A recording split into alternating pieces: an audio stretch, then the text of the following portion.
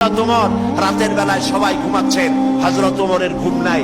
তিনি ঘুম থেকে জেগে রাত্রির বেলায় ঘুরে ঘুরে বেড়াচ্ছেন কে কি অবস্থায় আছে।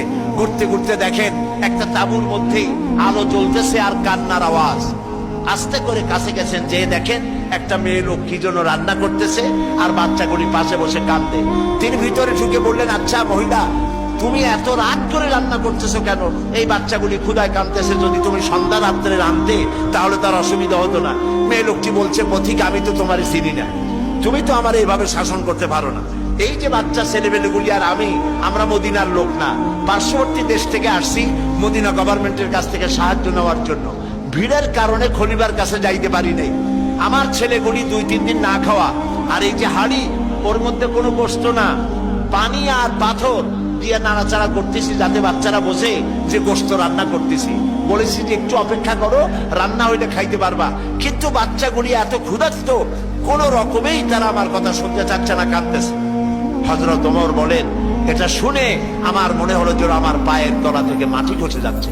হযরত ওমর বললেন, মা তুমি একটু অপেক্ষা করো, দেখি আমি তোমার কোনো উপকার করতে পারি কিনা। হযরত ওমর দৌড় দিলেন। ইতিহাস বলছি, গল্প না। হযরত ওমর বাড়িতে চলে গেলেন। বৃদ্ধ হযরত আসনামকে ডাকলেন, বললেন, আসনাম, বস্তা নিয়ে আসো, বাইতুল মালের দরজা খোলো, বস্তার ভিতরে আটা ঢুকাও, পেঁয়াজ ঢুকাও, তরি তরকারি ঢুকাও। ঢুকাবার পরে বললেন, বস্তা বন্দি করে দাও। বস্তা বান্ধা হলো।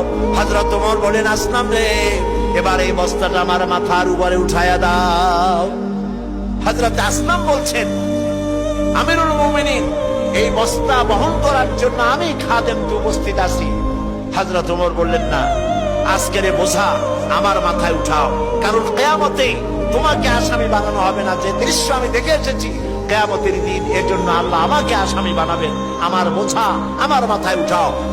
আটার বস্তা মাথায় নিয়ে হযরত ওমর দৌড়তে লাগলেন। অর্ধেকটা পৃথিবীর প্রেসিডেন্ট হযরত ওমর আটার বস্তা মাথায় নিয়ে দৌড়াচ্ছেন।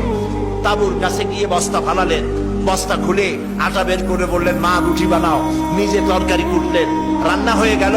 তিনি বললেন, বাচ্চাদের আমি খাওয়াই, তুমি তোমার মতো খাও। 2 বাচ্চা 2 উরুতে নিয়ে হযরত ওমর বাচ্চাদেরকে রুটি খাওয়াচ্ছেন।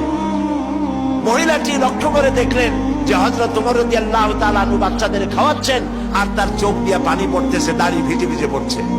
মহিলা বললেন, পথিক, তুমি যে কে আমি তো তোমারে চিনি না, তবে আমার মনে হয় এই দেশের বাদশাহ ওমর না হইয়া তোমার মতো মানুষ যদি বাদশাহ হইতো তাহলে আমাদের কপাল বোধহয় আরো ভালো হইতো।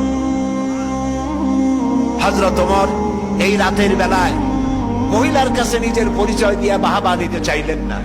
তিনি বললেন, মা, আগামীকাল তুমি খলিফার দরবারে যাবে, সেখানে তুমি আমাকে দেখতে পাবে, আমি সেখানে তোমাকে বেশি কিছু দিতে চেষ্টা করব।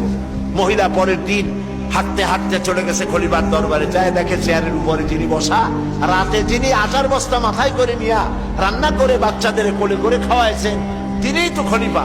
মেয়ে লোকটি থরথর করে কাঁপতেছিল। কাছে গিয়ে বলছে, আমিরুল মুমিনিন, আমি তো ভুল করেছি, আপনাকে কষ্ট দিছি, আল্লাহর রাস্তায় আমারে মাফ করে দেন।